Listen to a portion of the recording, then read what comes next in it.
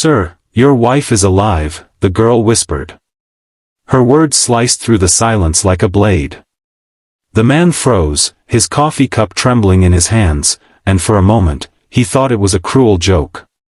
His wife had been gone for 3 years, gone in a tragic accident that had shattered his world. He buried her, mourned her, and built his life around the pain of losing her. Yet, standing in front of him was a stranger with eyes full of certainty and compassion, telling him the one thing his heart both longed for and feared most.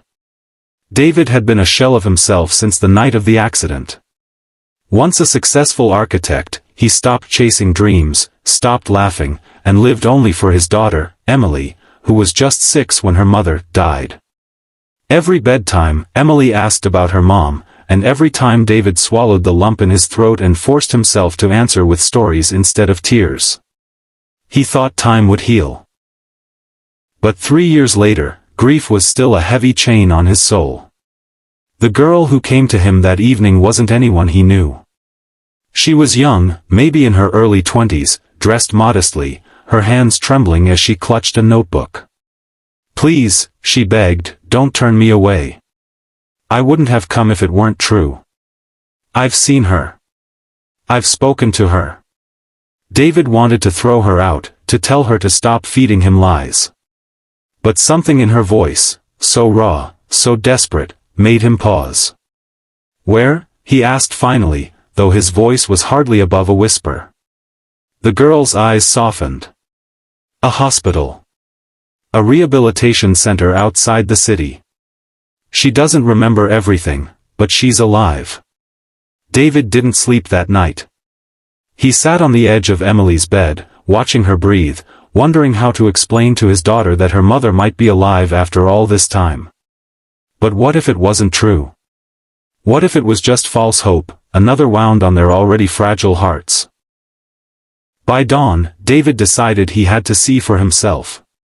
The drive to the hospital was the longest of his life. Every mile seemed endless, every breath heavy with dread and hope colliding inside him. The girl, whose name was Anna, sat quietly beside him, occasionally glancing his way. She explained that she was a volunteer at the rehabilitation center and that a woman had been admitted after being found unconscious near the border town. No identification. No memory. But one day, while Anna was helping her, the woman whispered a name, David. When they arrived, David's hands shook so badly he almost couldn't sign in.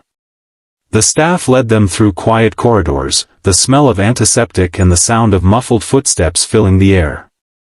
Then, in a small sunlit room, he saw her, Sarah. She was thinner, her once glossy hair now dull, her eyes searching and unsure. But it was her. The woman he had loved, the mother of his child, the person whose absence had hollowed out his very existence. David's knees buckled, and for the first time in years, tears poured from him like rain. "Sarah," he whispered, his voice cracking. She looked at him, confusion flickering in her gaze. For a heartbeat, it felt like she didn't recognize him. But then, her lips trembled, and a single tear slid down her cheek. David. The reunion was not the perfect, joyous moment David had always imagined. Sarah's memory was fractured, the accident had left her with trauma she had fought to survive. She couldn't recall the years they spent together, the details of their home, or even Emily's laugh. But deep inside, something remained. A connection. A spark. And as David held her hand, she clung to him as though her soul knew him even if her mind couldn't. Bringing Sarah home was a challenge. Emily, wide-eyed and trembling, threw herself into her mother's arms, crying, "Mommy." It broke David's heart to see Sarah struggling, torn between love she couldn't fully remember and the family waiting for her to belong again. Every day became a battle of patience and faith, relearning each other, helping Sarah piece together her lost past, and navigating the pain of moments she couldn't recall. There were setbacks. Nights when Sarah wept, frustrated at herself for not remembering Emily's first steps or their wedding day. Days when David questioned whether he was strong enough to love her through the fog of her memory loss. But then there were small miracles too, like the first time Sarah remembered Emily's lullaby, singing it softly while their daughter drifted to sleep. Or when she suddenly recalled the scar on David's hand from when he tried to fix the leaky roof one summer. Slowly, piece by piece, love rebuilt what the accident had stolen. It wasn't the same love. It was deeper, rawer, born not just of memories but of choice. David chose to love her again, Sarah chose to fight for her family, and Emily chose to believe that miracles were real. One evening, months later, they stood together in the backyard, the sunset painting the sky gold. Sarah reached for David's hand and whispered, "I may not remember everything, but I know this, you're my home."